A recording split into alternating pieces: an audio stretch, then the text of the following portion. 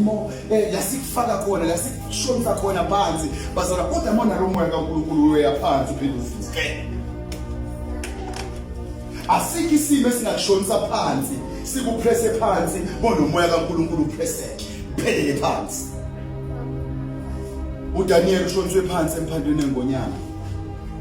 Awu amen bazalwane. Amen. Washo ukubehlisa umuntu ohamba kahle hamba nomoya kaNkulunkulu. Ingonyama zavele zasutha. Kunesimo esisuthwa wena kwaziwa ukuthi siyaqeda nabantu.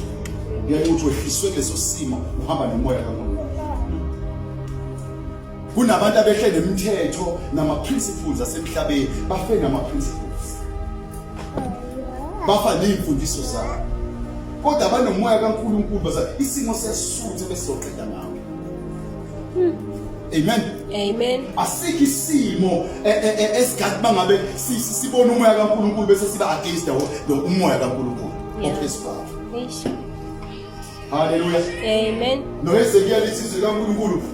Mawufunda Ezekiel 37. Lesizwe kaNkulunkulu wangihola ngesandla sakho.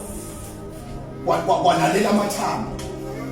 Ayisehlale for many years dry emhlophe uphelile ngawo. Sizwe iresa simothwe empini safe empini many years ago. Kodwa lithi ngenxa ukuthi kunomoya kaNkulunkulu esigodini samathamba.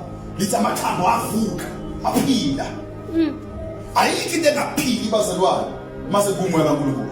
Sometimes we are trying to kusimosa isikhathi kakhulu samlungisa to fix all the pieces, take all the pieces together. Engabe sifaka umoya kaNkulunkulu uvuka yonke into.